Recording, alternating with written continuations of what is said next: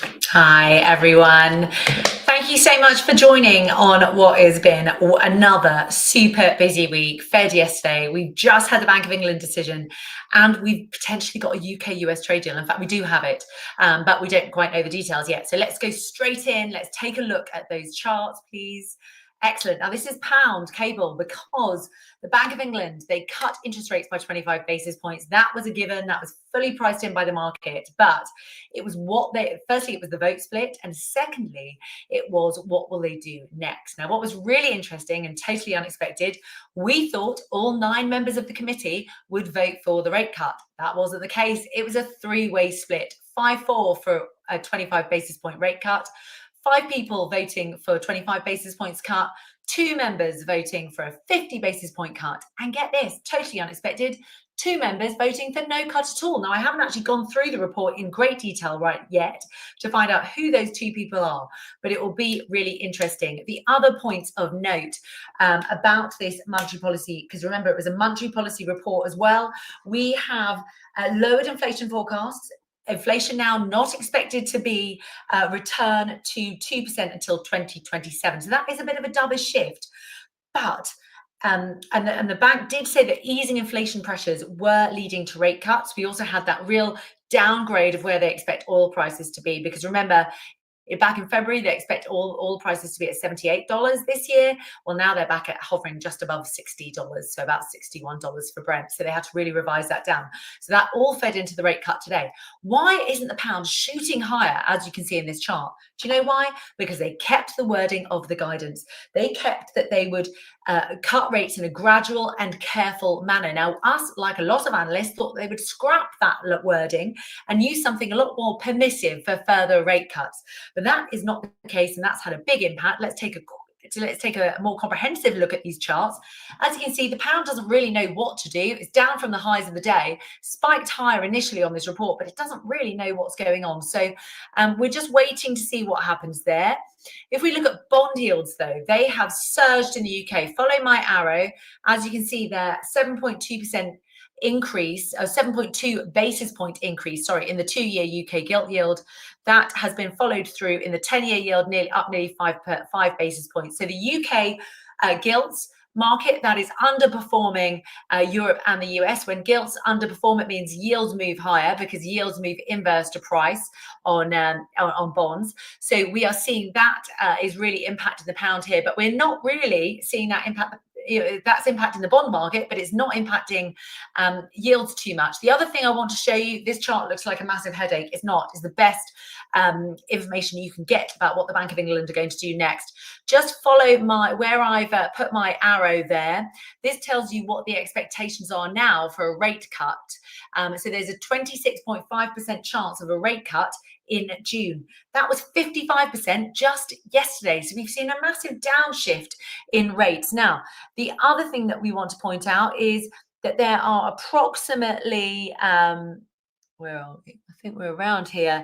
Yeah, so we have seen a bit of a downscaling as well in rate cuts. So we've got about 2.3 rate cuts, just under 2.5 rate cuts now priced in for the rest of the year. That had been as high as 3 rate cuts up until yesterday. So we really have seen a recalibration in interest rate expectations.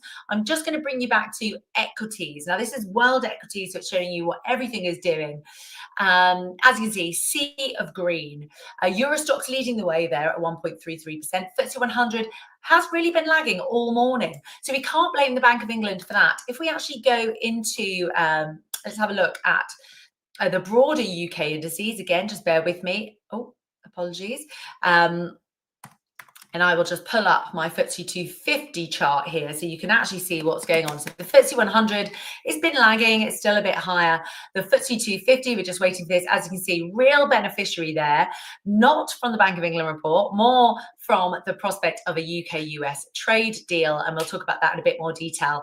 But as you can see here, since the Bank of England report has fallen back a little bit, but still marching higher. So again, the big news today is that there's going to be an announcement at 3 o'clock that there will be a trade pact between the UK and the US. So after the pause in reciprocal tariffs last month, the UK is going to be the first country to get that trade deal with the UK. Now, this is what is causing this. Let me just put my equity markets back up. That hope that the UK's deal could be a blueprint for the rest of the world is really causing this sea of green in Europe here. But we would urge a bit of caution. The reason why is that the UK has a special relationship with the US, so it's no surprise that it's the first one there.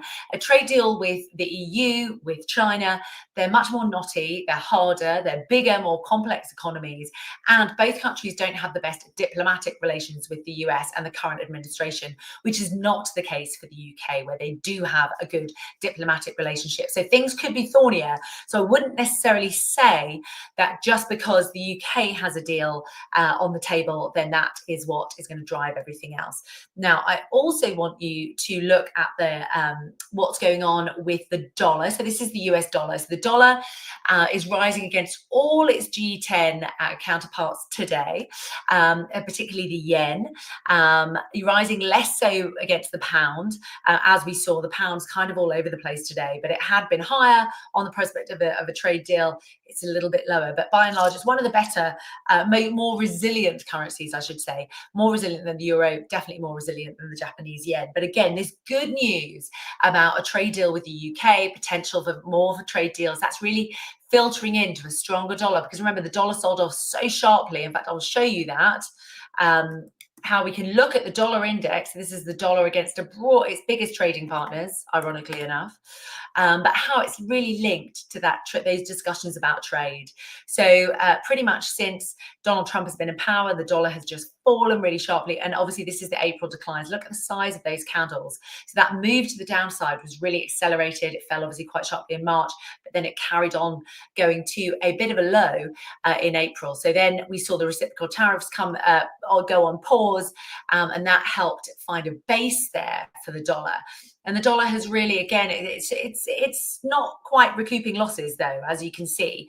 It is still very much in wait and see mode. So there's no given that we're not going to see another leg lower in the dollar index. And that's partly because we've seen some big gains in Asian currencies over the last few days and since the start of May. Now, that could be all part of Donald Trump's plan, because he has said that he likes a weaker dollar. So we could, in that case, if he likes a weaker dollar, it's more important really for the dollar to be weak against maybe the euro and certainly against the Chinese yuan, more so than the pound, just because the relative trade is smaller in the UK between the two nations. But we still think that this weakness in the pound could really help, weakness in the dollar, sorry, could really help the pound.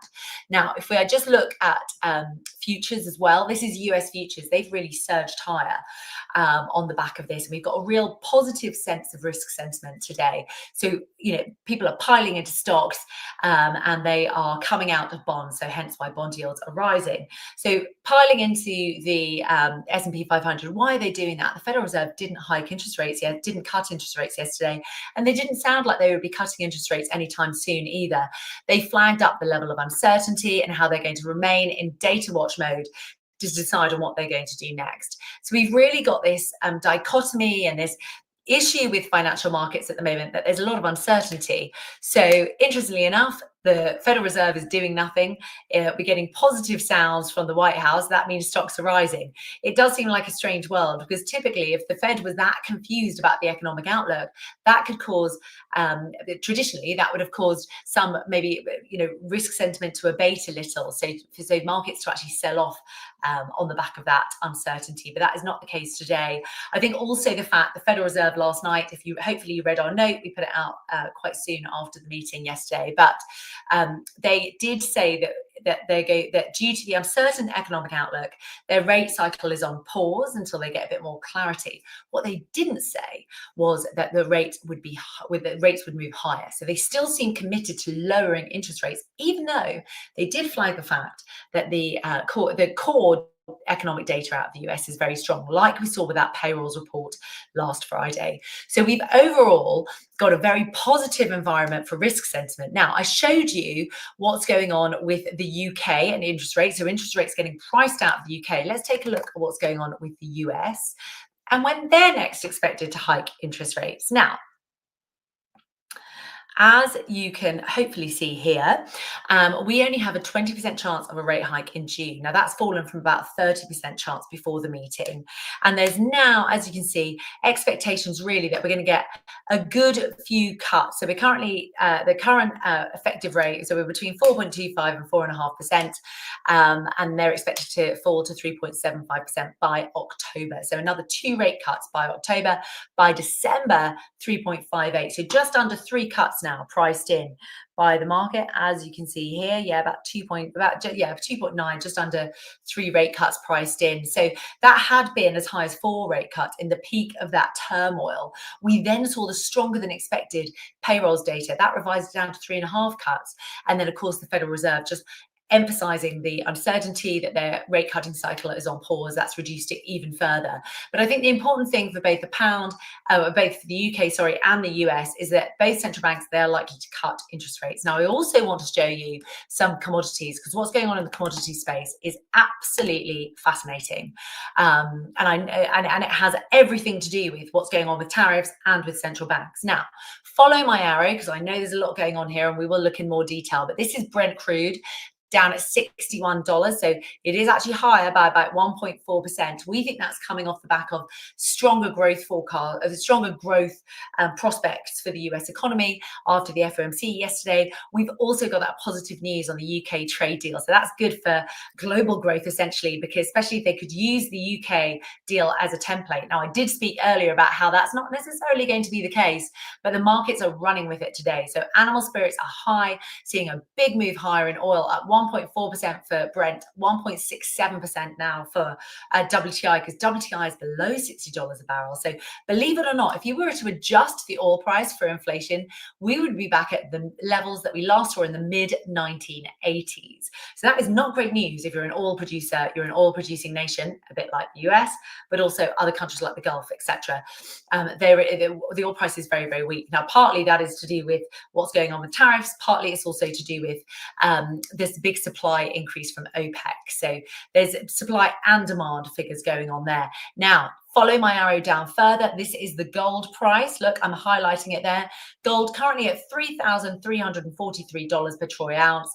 That is down $20. I want to show you the gold price just a little bit more depth. So I'm going to show you the chart here about what the gold price is doing. We obviously reached those record highs above $3,500 an ounce on the 22nd of April. Since then, we've really struggled. Now, we did last week try and make another real peak there, as there were expectations, as there was all that confusion with China and with China pushing back and saying they weren't going to go for a trade deal with the US.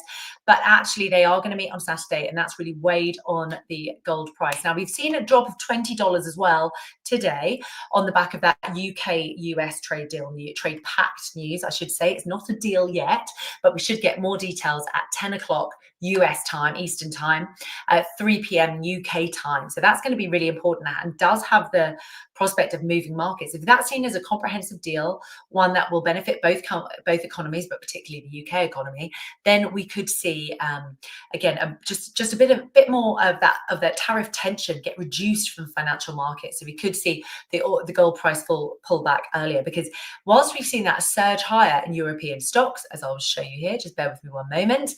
Again, European Euro stocks up 1.38, DAX up over 1% as well. I'm quite shocked that we haven't seen a bigger drop in gold, and that suggests that there's a little bit of residual investor weakness and a bit of investor nervousness around the commodity market, because gold is a real pure play right now on what's going on with tariffs and with dollar weakness and diversification out of US assets. So I think there's still an expectation that, yes, this trade deal, whilst it may be good news, people are still holding on to their gold.